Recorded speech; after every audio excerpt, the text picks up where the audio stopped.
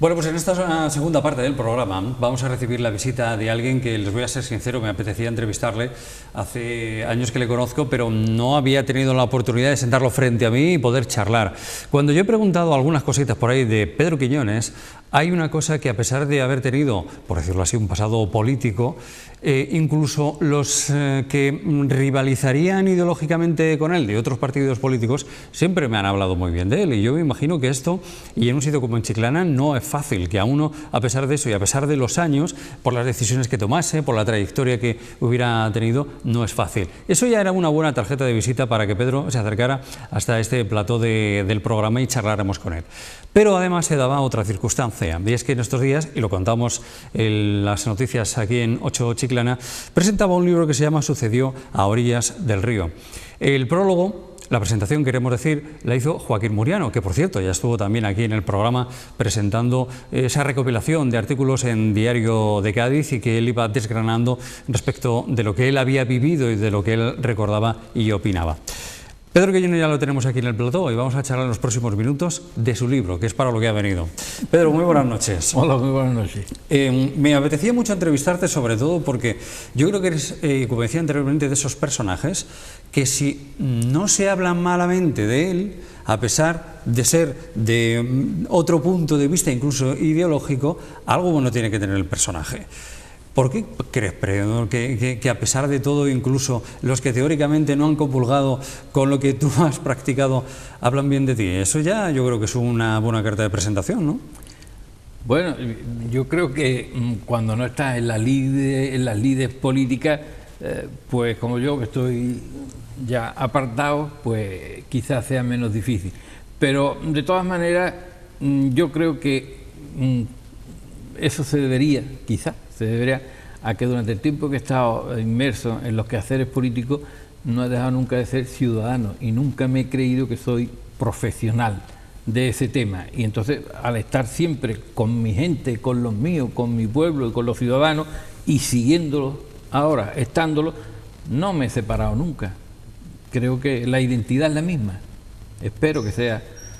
Bueno, en cualquier caso, esto yo lo recuerdo, por ejemplo, cuando alguien se nos va, cuando alguien fallece, eso que digan de él, fue un buen hombre, casi es lo mejor que se puede decir, ¿no? Sí, pero en política no. No, eso por supuesto. Política, cuando faltan apelativos cariñosos de verdad o de valía para un político, se dice, no es mala gente. Es verdad. Oye, Pedro, lo último que yo estuve un poco volcado sabiendo qué es lo que habías hecho fue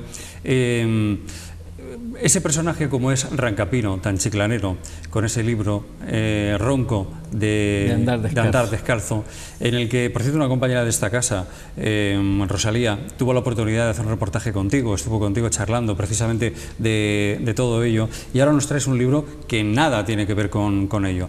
¿Te gusta navegar por aguas diferentes y simplemente la motivación de lo que te atrae es motivo más que suficiente como para hacer un libro? Sí, en realidad me gusta investigar, documentarme y divulgar las cosas que aprendo de mi pueblo. Entonces, cuando me topo con el flamenco, pues tengo que lidiar con eso a mucho gusto y aprendí mucho y estoy muy contento de haber hecho ese máster con Rancapino, que digo yo. Pero realmente yo lo que sigo es la escuela de Domingo Borque y de Dionisio Montero, que los tres convivimos y teníamos el mismo sentir. Es una lástima que las cosas de nuestro pueblo se pierdan y se desconozcan por la gente, queden en el olvido, porque si no sabemos quiénes hemos sido y quiénes hemos querido ser, hoy no nos vamos a enterar de lo que somos.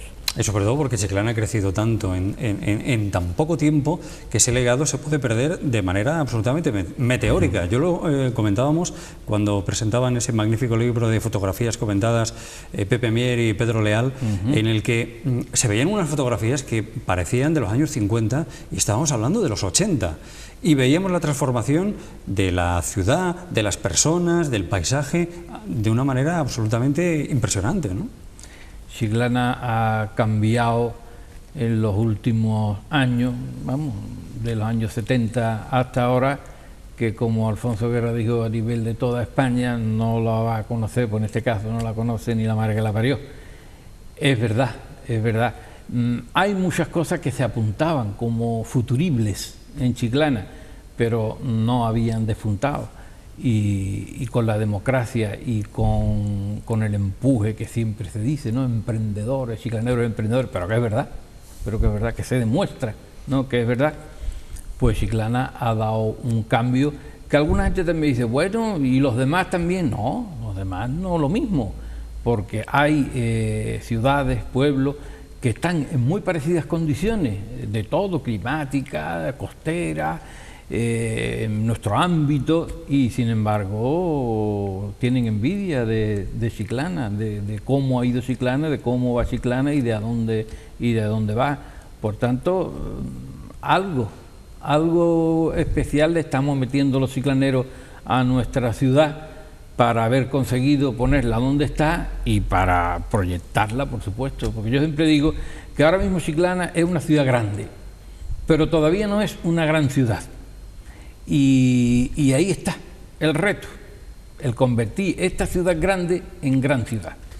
Tú comentabas algo que yo desconocía, no sé si por un tema de edad o porque hemos sido de los últimos que nos hemos incorporado a esta ciudad, por decirlo así de esta manera, y que nos encanta estar aquí, y es que a la gente de Chiclana se le recordaba como a los leperos de la provincia. Y ese San Benito durante mucho tiempo ahí estuvo, e incluso comentaba que cuando estudiabas en los Salesianos lo tenías tan interiorizado que uno casi iba con el complejo ese por la vida, ¿no? Sí, es cierto. Una parte que fundamenta la edición de este libro y el trabajo de este libro es porque yo todavía de pequeño he vivido esa época que ya hoy las generaciones actuales no la tienen, de vivir el pueblo un complejo de inferioridad.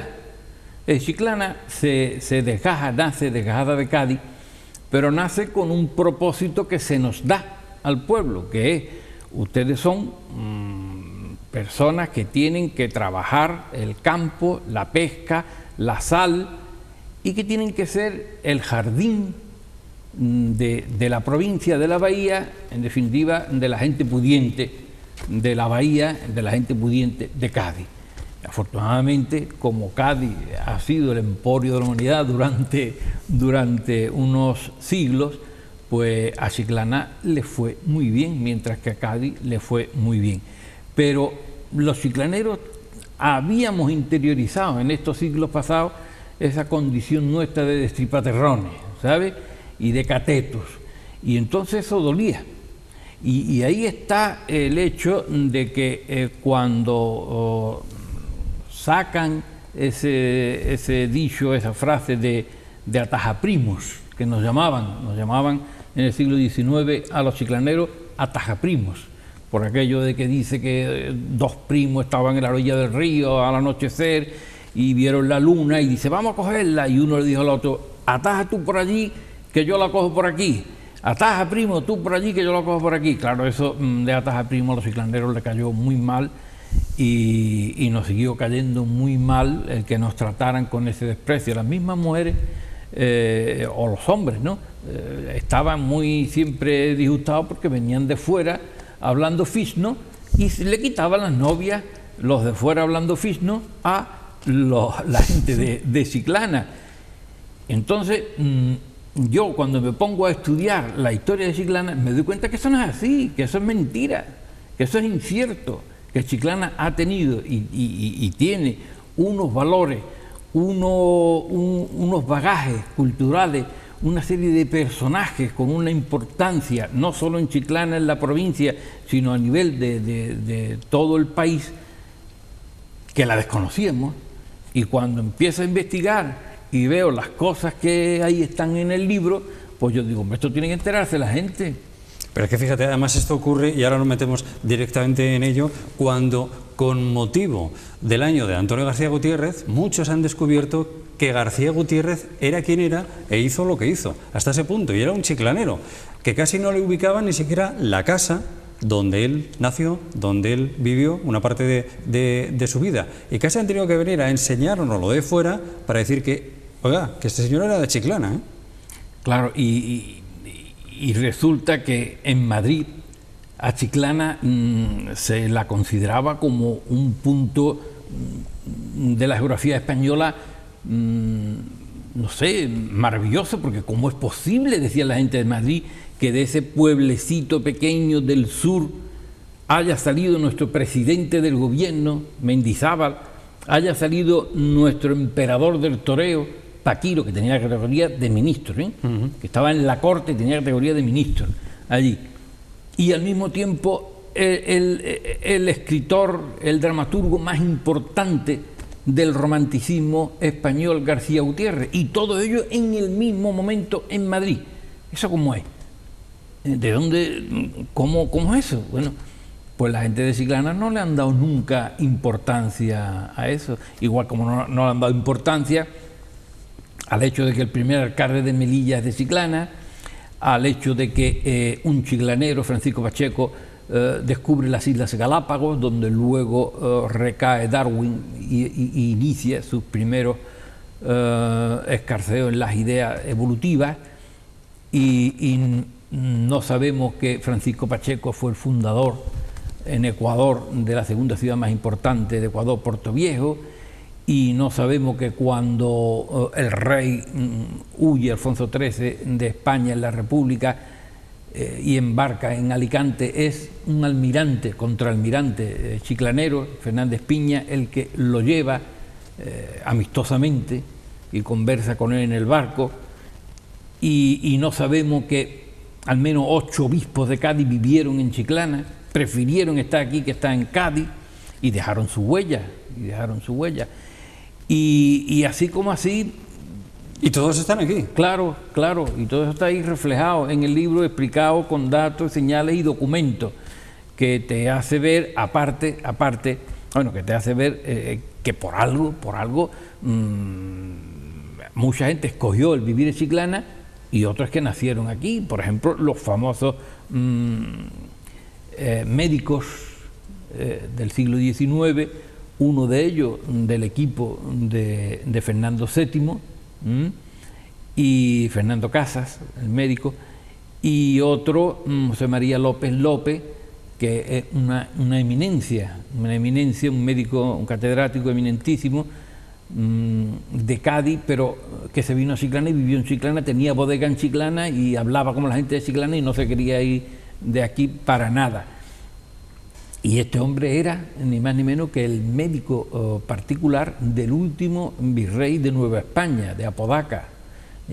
Vivían aquí, igual que 2 capitanes generales, igual que 50 títulos nobiliarios se vinieron a vivir aquí. Bueno, Chiclana en el siglo XIX era la Marbella de Andalucía y la Marbella de Mira, España. esa expresión no la había oído decir nunca. Sí, aquí se reunía lo más, como se suele decir en términos periodísticos, la jet set, ¿no? La jet set, lo más granado de la sociedad, ¿verdad? Sí, se reunían aquí porque venían aquí los hermanos y los príncipes, los hermanos de los reyes y los príncipes.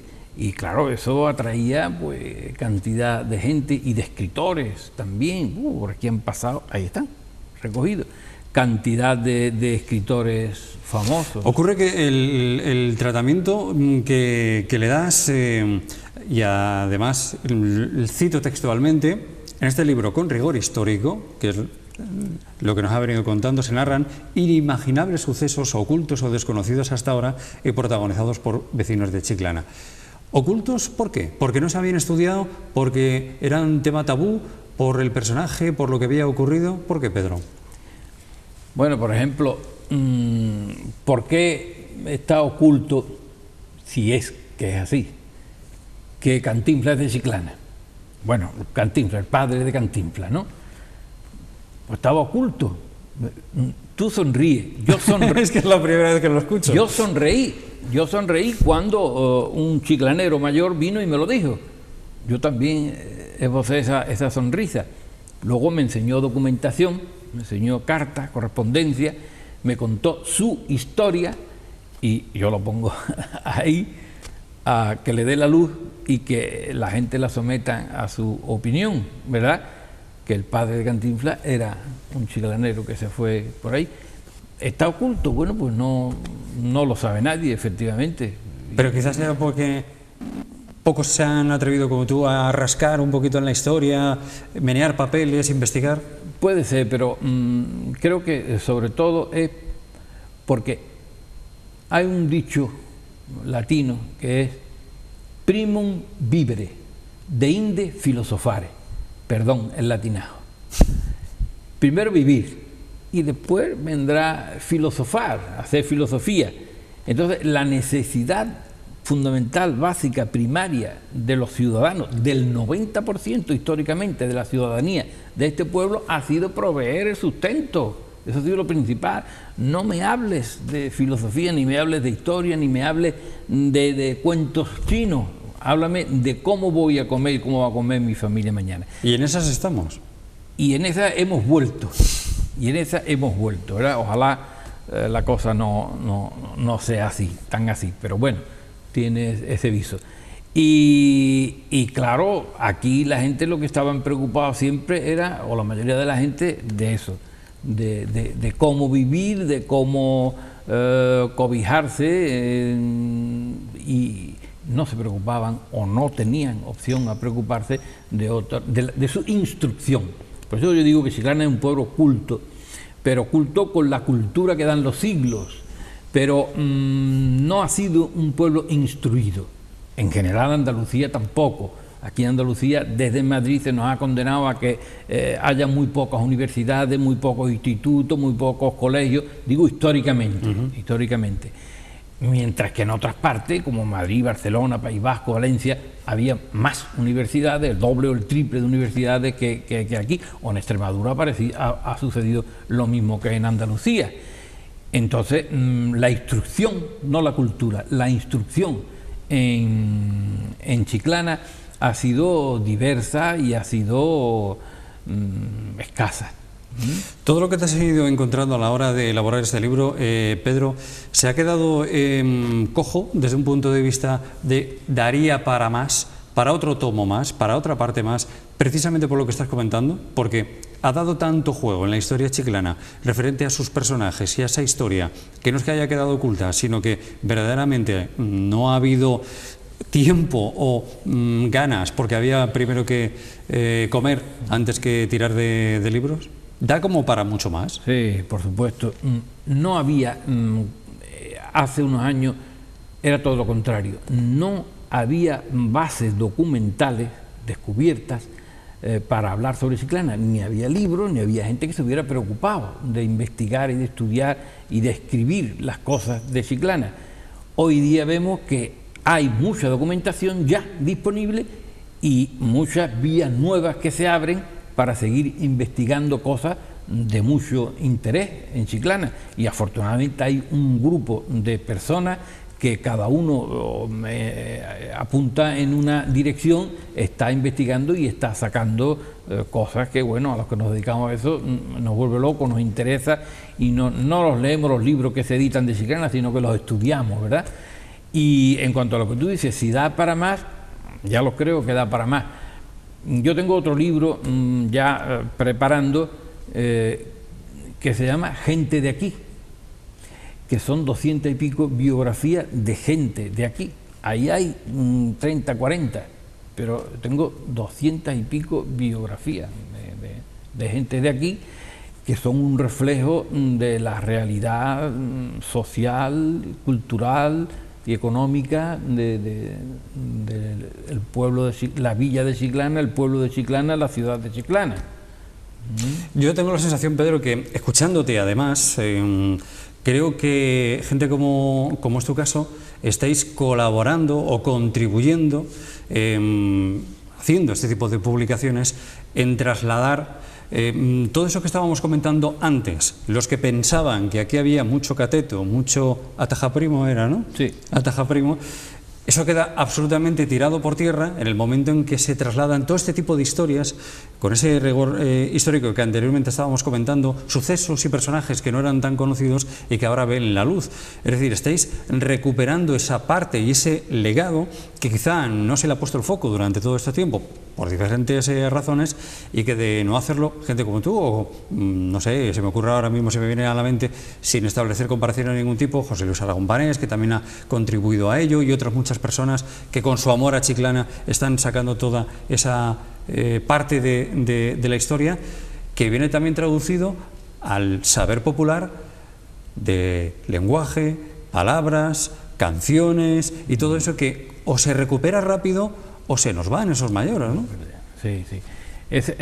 Ya te decía que era una preocupación de Dionisio Montero, y en las publicaciones se ve reflejado. Y Domingo Borque era el primer historiador sistemático, científico que ha tenido Chiclana. Dionisio era un hombre erudito, de una grandísima erudición, que desbordaba sabiduría y la comunicaba a través de sus escritos. Y los que estamos ahora estamos intentando divulgar lo que aprendemos, lo que vemos, lo que leemos y lo que investigamos.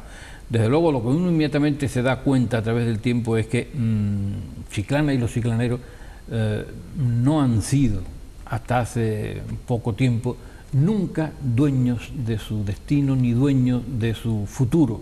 Nunca, nunca.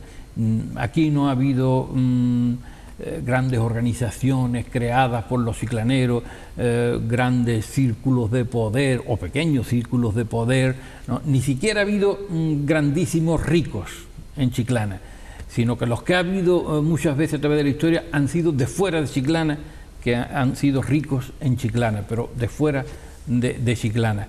Y lo que se ve estudiando tú la historia de este pueblo de Chiclana es que nunca a través de la historia los chiclaneros han sido capaces de decir: mire usted, este es mi pueblo, yo soy de este pueblo, yo y los que vengan detrás, y mi familia y los que vengan detrás, van a vivir como nosotros programemos, es decir, mejor que nosotros. No han sido dueños de ellos, ni dueños de su presente, ni dueños de su futuro. No han tenido capacidad de decisión. Siempre les ha venido impuesta desde fuera lo que los chiclaneros tienen que hacer y acallar. Aquí el tren, ha habido dos y media oportunidades históricas, porque la otra era tranvía también. 2 veces ha habido la oportunidad de que venga la vía férrea por Chiclana, y una vez tranvía, y una las dos bahías, la bahía de Cádiz con la de Algeciras. Y siempre ha habido quien ha tomado la decisión de que Chiclana quedaba fuera y por aquí no pasaba el tren, porque el tren interesaba que pasara por Jerez o por donde Cádiz, por donde conviniera, ¿verdad? Y nos hemos quedado apartados del futuro, apartados del progreso, ¿eh? Ahora parece que estamos, que ya vamos a tener esa posibilidad, aunque nunca vamos a ver aquellas magníficas máquinas humeantes y el chacachá del tren, pero bueno, vamos a ver el tren y vamos a aprovechar, a disfrutar y a utilizar el tren. Es decir, nos han programado continuamente, siempre, nunca hemos tenido, siempre te programan y ahora igual, pero hombre, un poquito de capacidad o un mucho de capacidad de edición para esta comunidad es que no se ha visto, nunca hasta recientemente. Pues yo tengo la sensación, Pedro, que entre otras cosas, por lo que estabas comentando, el conocer esa parte de la intrahistoria de Chiclana a través de personajes, sucesos, momentos que se han vivido y que, bueno, nos llevan hasta el anecdotario de saber que el padre de Cantinflas era chiclanero, pues seguro que se pueden descubrir otros muchos más. No lo hemos dicho, pero por ejemplo, también lo refleja en el libro, la primera víctima oficial del 18 de julio fue un chiclanero, dato aciago, pero en cualquier caso ahí está. O que el más sanguinario dictador hispanoamericano, el Chivo, cuya mujer era de aquí, estuvo en Chiclana y fue agasajado en 1954. Y esto me lo tienes que aclarar y ya tenemos que finalizar. ¿Cómo que nuestro petróleo? ¿Eso es una metáfora o es literal? No, esto es literal, sí. ¿Hemos tenido petróleo en Chiclana? En los años finales de los 50, el Instituto Nacional de Industria se dedicó a pinchar por muchos sitios en España con la fiebre del oro negro. Y uno de los sitios donde los técnicos decían que podía haber petróleo era aquí. Eso supuso para Chiclana un sueño, como yo lo comparo porque es verdad, como bienvenido Mr. Marsa. Te lo iba a decir. Claro, claro. Es decir, el señor Benavide, el perito que era el jefe de las minas, que se puso en Fuentamarga, donde está ahora la iglesia de San Antonio de Padua, allí se pusieron las torres y se hicieron las prospecciones. Lo normal era 600 metros, 500, 700 metros, aquí se llegó a más profundidad. Y había petróleo, pero era un petróleo que estaba contaminado con azufre y era un petróleo que, según los técnicos, era muy costoso la elaboración. Este hombre que vino a dirigir la mina, el pobre hombre, estando en el Club Pepe Gallardo, asistiendo allí a unas partidas de cartas, presenció una reyerta, bueno, no fue una reyerta, fue una venganza, un guardia civil que entró allí y mató al jefe suyo de la Guardia Civil, pero no lo mató a él solo, sino que la bala rebotó y mató a este señor, al jefe de la mina. Cuando se dijo que no, que el petróleo que había, aunque la gente decía que sí, que el jefe de la mina, Quirico, que era el jefe de la mina, un asturiano, Quirico Salmerón, decía la gente que en su casa se alumbraba con reverbero, con petróleo de la mina, de ahí de Fuente Amarga. Pues cuando este hombre murió y desmantelaron y se fueron de aquí, esto suponía como el paso de Mr. Marsa por Chiclana, es decir, los sueños que la gente decía, mira, vamos a ser ricos, vamos a ser como en Texas, vamos a tener petróleo aquí y va a sobrar el oro y el moro. Y desgraciadamente quedó en nada, quedó con la desgracia del hombre que murió en esa circunstancia. Pues son historias que se recogen en este Sucedió a orillas del Iro, que ha publicado Pedro Quiñones y que es tan impaciente que ya tiene otro entre manos. Así que, Pedro, ya te voy a tener que emplazar la próxima vez a venir. Yo este libro no lo he leído y me gusta ser muy sincero en este tipo de cuestiones porque yo siempre, el acuerdo que tengo con todos los autores antes de poder tener un libro entre las manos y poder hablar de él es precisamente haberlo leído. Creo que es lo menos que se le puede pedir a un periodista a la hora de hacerlo. En este caso yo quería hacer una excepción y me he lanzado al charco por un tema puramente personal y profesional. Me apetecía hablar con Pedro y como se acababa de publicar, yo creo que nos podía ilustrar muy bien sobre lo que se encontraba dentro de sus páginas. Y yo creo que por lo menos a mí sí, y seguro que a muchos de ustedes también, sean más mayores o menos mayores, les ha picado la curiosidad con algunos retazos que nos ha dado precisamente de la historia de una tierra como esta Chiclana que tanto tiene que ofrecer y que ojalá se vaya quitando, si todavía quedase, pues ese San Benito que pudiera quedar todavía en alguna mente. Pedro, de verdad un placer. Muchísimas gracias y te conminamos a que tenga su continuidad, su continuación. Sucedió a orillas del Iro o de la Barrosa o de donde quiera que sea, pero que sigamos conociendo ese legado que forma parte de esta tierra. Muchísimas gracias. Muchas gracias a ti, hombre. Pues con Pedro finalizamos hoy nuestro Con Ocho Basta. La próxima semana no estaremos. Sí estaremos, no estaremos en el Con Ocho Basta, pero estaremos en la feria, nos vemos allí junto a la caseta municipal, llevamos a tener el temple y las ganas de fiesta para poder disfrutar, así que allí los vamos a esperar para tomar una copita o para lo que quieran, o para cantar o para bailar, que es lo que toca, feria, paréntesis, obligaciones y problemas, apartarlos a un lado e intentar disfrutar. Lo dicho, nos vemos en la feria, saludos, hasta luego.